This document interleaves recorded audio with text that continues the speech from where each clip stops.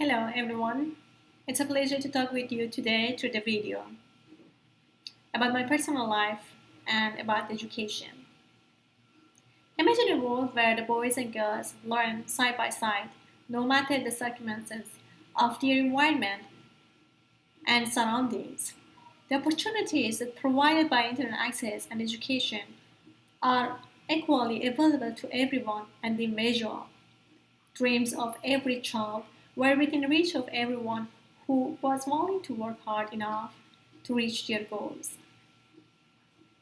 Unfortunately, this dream is not a reality for many women and girls, especially those who grew up in the area where I grew up. Education was not readily accessible commodity for the girls in Afghanistan, and most girls' dreams were limited to the early arranged marriage and domestic life. While this opportunity is enough for some, most girls are not given any other option for their future. They are not given the chance to dream of anything else because of the lack of education and resources. While this was good enough for some, I knew that I could accomplish more if given the chance. However, there was no one for me to look up to that had already accomplished this dream. No woman that I know had ever achieved this type of the things that I wanted to do. Without role models, I had no alternative but to be the role model that other women look up to. When I was introduced to the internet at age of 16, I knew that entirely new world had opened it up to me. It was a world of equality and opportunities that changed my life forever. After the first time using the internet in a cafe in Harvard, I started to thinking to take the computer science faculty at Harvard University. And after graduation, I set up to make technology somehow center of my career.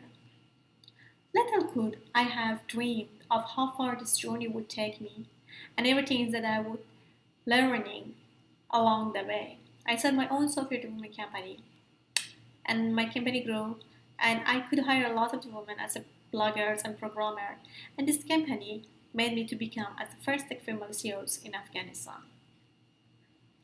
Quite frankly, being a female tech entrepreneur anywhere in the world will introduce you some obstacles. But in Afghanistan, a place that many of the women are not supposed to work outside, the attack against of me were devastating, both personal and professional. The first wave was very hard to bring the client. Many of the people didn't want to work with us because simply we were the women. And when we could bring a client, they are often refused to paying for the work that we did for them.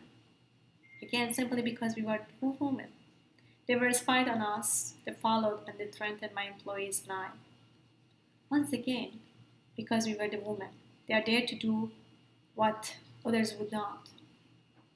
Sometimes it felt like too much, but if I was great, what message I could send to other girls who wanted to have the same career like I did.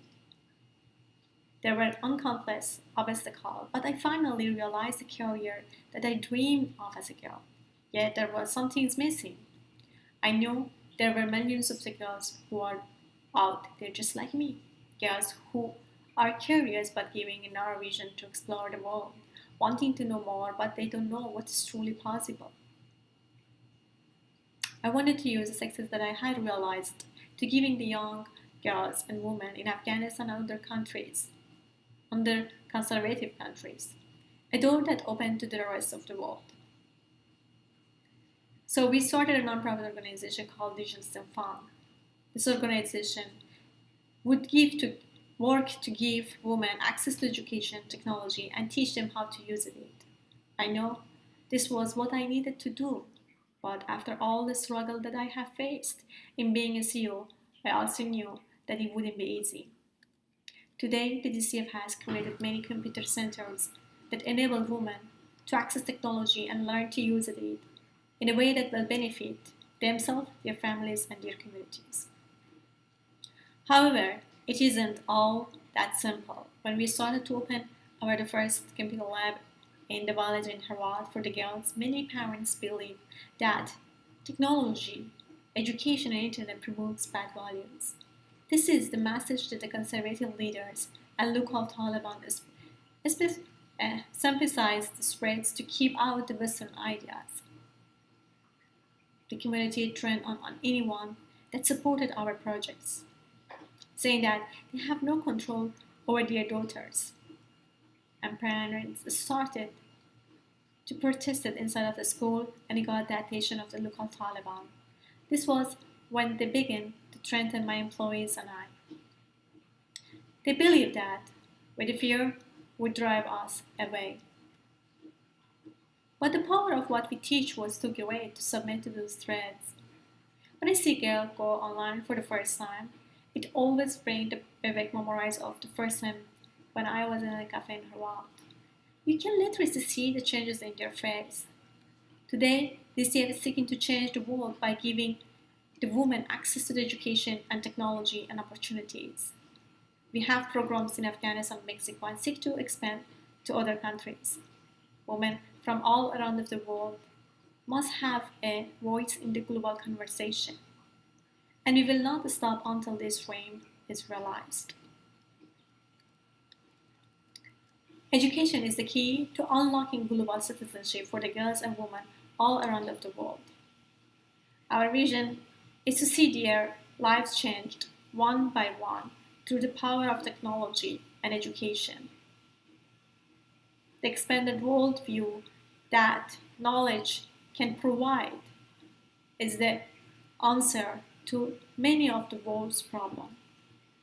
Who knows, the potential is inside of the minds of each of these women. The answer to poverty, violence, could be in the heart of any of these women and girls who has no way of realizing the power of their dreams. The goal of the DCF is to unlock the potential of every woman through education and global citizenship. When the world is bigger than your own front door, the possibilities are endless. Peace and sustainable lifestyle are possible when all the tools are given to someone. There is a cry that goes out for women all around the world. The cry for the future, the cry for the hope, the cry for education. Every day, we are one step closer to providing education and doors of opportunities to more women and girls. The computer and IT labs that we have created in Afghanistan are a huge step, but only one of the many. The DCA will not stop until global citizenship is available through education and technology to every woman, no matter where they live. The change is huge, and many would fight against a dream to empower women across the world. It may seem a big problem, but solution is right here in the everyday. Start with one girl, one woman, one dream, one computer, one step at a time. We will change the world together. Thank you.